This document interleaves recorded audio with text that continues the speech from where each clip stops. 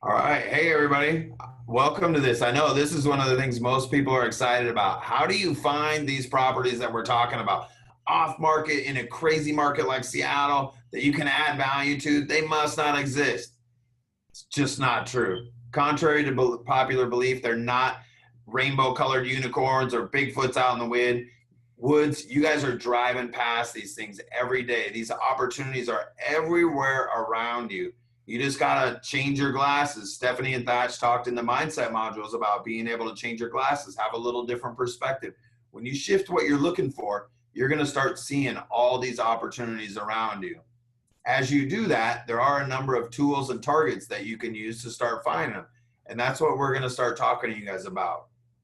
We made a list of 24 different ways that you can try to find some of these properties. And this is not an exhaustive list. And we like some of these better than others. And we're going to talk to you about our preferred methods of trying to contact them, how we source them. But look at all these ways that you can try to find properties. You're probably already using some of these. There's probably a couple that you can incorporate into what you're doing.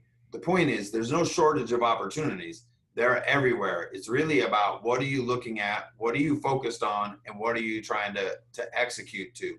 And I'm going to say this too. If you're a real estate agent, the reason why you're not finding fixer-upper or property that can be tear down and redeveloped, right? And you might be using some of these stuff right now that Mark mentioned.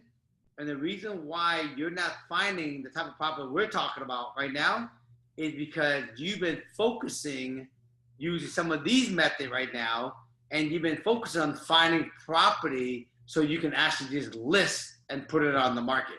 Yep. That's the only difference, folks. Mm-hmm. It took me a while to really hear that loud. Yep. Okay. And even if you're using these already, let's say you're working with your title rep, which we're going to spend a fair amount of time on that because that's an incredibly powerful tool. But if you're already getting a farm list from your title rep, what kind of list are you getting? How are you filtering it? What type of leads are you getting?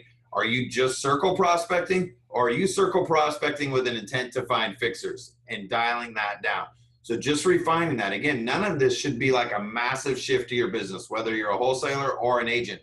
It's a subtle tweak. It's changing this filter to increase your effectiveness. That's how you're going to 5x your commissions. That's how you're going to grow your fees. That's how you're going to start making that stuff happen for you. It's just these subtle shifts that you can make in your business. So our preferred method, starting at a high level, is creating a pre-targeted list to get to these properties from a vendor, whether that's Titleist, Realist, or coming soon to us. We're working on something to be able to really create the list that we want to have, and we're going to be excited to announce that to you guys. We suggest getting pretty targeted and working a local geographic area, getting 500 to 2,000 properties and working that.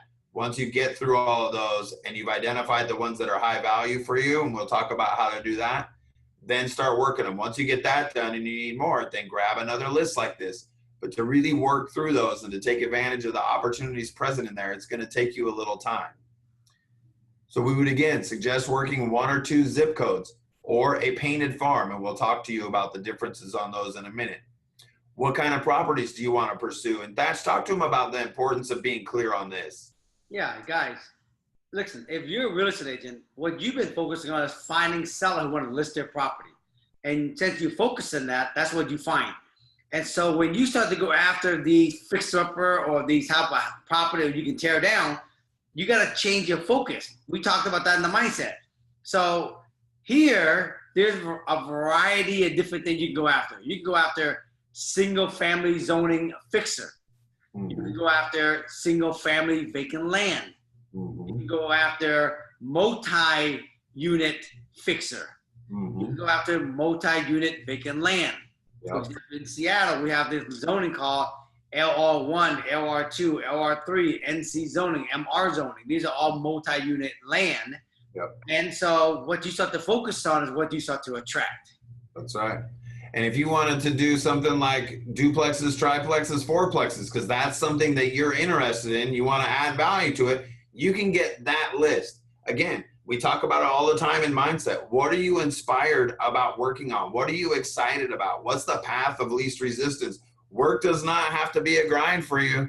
You don't have to grind. You can get aligned in what you want to do and make this easy. Make it what you want to be doing. It's going to give you more confidence. It's going to make you want to do it more. You're going to take more action from a better place. You're going to get more results. Identify what that is. You're empowered in your life and the tools are available to you.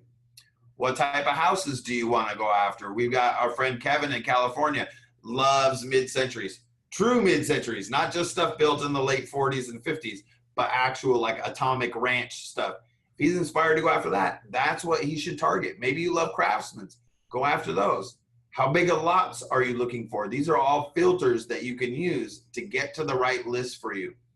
What year built and size of property are you going after? Again, you can use this in your regular business agents to target, you know what? I got a whole bunch of buyers with no homes right now. They're all looking for these kind of homes. Let me create a list and see if I can just find stuff for my buyers. But really, if you're looking for fixers and to 5x your commissions that way, target older homes that are going to need updating. So there's room to add value to them. If you're targeting houses built in 2010, there's probably not a lot of fixer opportunity there. But if you're targeting homes built in 1930, there's probably more room to add value to that property. And then one tip that we use, and it's a little bit trickier in California, but again, we're not trying to get to a detailed focus list of 10 properties that are perfect what we're looking for, because there's a lot of additional ways for you guys to make money. We're trying to go from every property in the universe to here's the 500 to 2,000 that I want to spend time on. So if you take the improved value amount, whether that's the structure value in a dollar amount or as a percentage of the land and structure combined from the tax assessed value, that's a great first filter. And what that means is, well, that's, you tell them what that means. This is one of your favorite searches. Yeah, so what I do, you guys, in Seattle, okay? In Seattle, when you get a house, it says basically on here, it says total assessed value is 828. And then it says the house value is 492 and the land value is 336. So if I ever want to find fixer-upper, I want to take the home value and I want to drop it down. The lower I drop it down, the more I become a fixer. If I drop it all the way down to as close to $0, I mean the house is a scraper. And this is one of the filter that way you can just find fixer-upper only. Yep. So Mark, you want to talk to them about the percentage, because sometimes California, they can't really do what we do in Seattle. Yep. So you can use a percentage, and sometimes you got to get a pattern, which is why get the first list and then see where the fixers actually are in your area. Generally, you'll be able to see, if you looked at 100 of them, you'd be able to see, you know what, all of these fixers, the home value is X. Let's say the home value is 200,000 and the total value is 800,000. Well, all my fixers, the home value is 25% or less of the total assessed value. That's how you filter that. But you got to get through some to see what works in your own market to be able to apply that percentage. And the reason why you guys want to do that, because if you didn't put that last thing that Mark just said, select improve value, and you didn't have that in there and you did everything else, you're going to have a list that's ginormous. And you're calling for fixer. Yep. Or maybe potential tear down.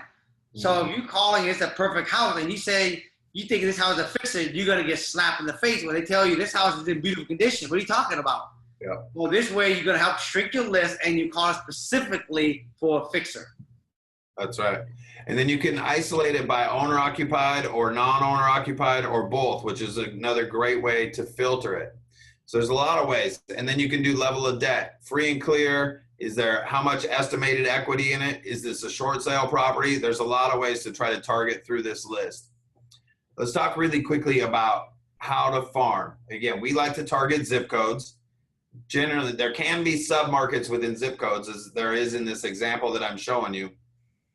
But usually just a high level filter, you want to make it super simple. Pick a zip code by your house that you want to work and learn that zip code. Become the expert in that zip code. That's going to pay dividends in your regular business, but also in this specific niche. You're going to start really understanding what's selling for, what's going on off market. You're going to be that expert that's going to give you more efficiency and make it easy to grow your fees and commissions. So you can contact your title company or do a realist search just in zip code. For here, let's say 98116, which is that top left corner. This is an area in Seattle called West Seattle. And it's got Alki, it's got Beach Drive, which are two waterfront, really sexy high-end zip codes. Then you've got the Admiral Business District, and then you've got some nice neighborhoods with some of the best public schools in Seattle. Well, if you want to tighten that up, you can do the Painted Farm, which is indicated on the slide on the right. Title companies, list providers nowadays have the ability to do that, where you can give them like streets or a radius from an address. Say, hey, I want everything within a half a mile of this address, or south of Admiral, north of Genesee, from 35th to 50th. I want to target that area. That's a Painted Farm where you select it. So you can just go deep right in the neighborhood that you really want to be in. And that's an incredibly powerful way to focus your search and become a neighborhood expert, especially as an agent where you want to target the fixers in the land opportunities because that's your true highest and best. But if your consolation prize is working in a neighborhood that you love and getting listings from people who don't have fixers, that's not a bad day at the office. So don't knock yourself that. Again, shoot for highest and best. But if you just get listings in a neighborhood that you love, that's pretty good for you. Absolutely. So title reps, we talk a lot about using your tools and how utilized most of your tools are. This module, this video set is tools for you guys. Your workbook that we sent you are tools for you guys. Use them. But you've also got resources in your business that are underutilized. Use them. Partner with your lenders more. Partner with your title reps more. Title reps, every one of them I know is trying to find a way to deliver value, to be a better partner with their agents. Take advantage. They can do more than just bring pens and bagels. Thatch, talk to them a little bit about your experience as a real estate agent with your title reps and how somebody like maybe Dan Duffus figured out how to really be a great partner for agents in this space. Yeah, when I started, you guys, in 1991, I was just out door knocking and cold calling randomly. I called it just cold calling. And I met a guy named Dan, and he said to me, hey, he was a title rep, right? And I was a real estate agent. And he said to me, hey, Thatch, if you find fixer-upper, right, in these area, and you find houses with big lots in these area, if you find property that has multi-zoning in these area, right, I would buy it. And I said, well, how do I find them? And so he was a title rep. And he says, I can create the list for you, right? And so what he did was what Mark and I are teaching you guys. He will go into a certain area he want to buy, and he'll figure out all the fixer, and then all the townhouse zoning, and all the, tear down property. He'll create these lists in these zip codes that he want to buy, right? He'd drill it down. And so he had all these lists, and he said, here's the list, right? And then all I took the list, and I went and cold called them, and I went and door knocked them until I found someone that said yes. And when I found them, I showed it to him. And then after he fixed it up or built it out, he gave me all the lists back. But the key was he actually created a list for me to actually do.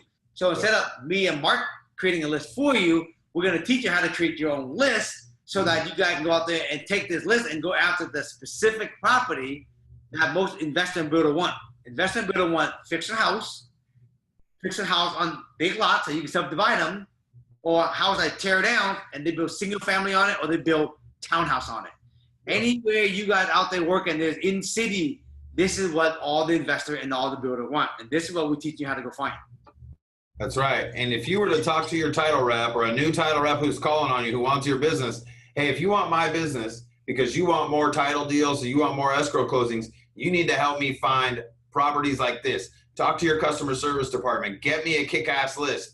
I'll give you the title and escrow on all the deals I get from your list, but you guys do the work to get me a kick-ass list. Here's kind of what I want. Help me dial it in. Let them work for you to earn the business. If they're good, they'll do it. If they're not, another one is just a phone call away. You can also use Realist to create your list. And this is another underutilized tool specifically for agents, wholesalers. If you don't have MLS access, you won't have Realist access. But you can get 5,000 records a month out of Realist. And there's video tutorials in Realist about how to do the searches. We're not going to do that work for you here.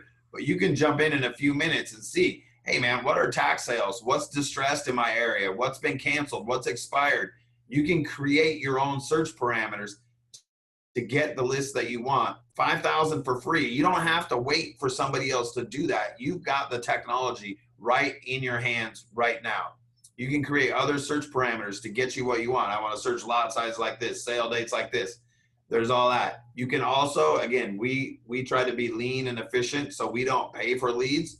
We try to get them as cheaply and effectively as possible. Sometimes we'll pay a little bit from title to get contact info, but there are a lot of list providers out there. If you just want to throw money at it and get leads, Boomtown, Black Knight, a bunch of companies like this can provide leads for you. Just understand that a lot of these companies are selling the exact same list to a whole bunch of other people in your market area. So you're not getting to differentiate yourself that much. That's why we like creating our own list of the stuff that we really want to go after. So that's the basics of creating lists, finding your own properties, working with your partners to leverage up, and again, have a multiplier effect from the teams that you already have in your business. You already know a title rep. If you don't, they're super easy to find.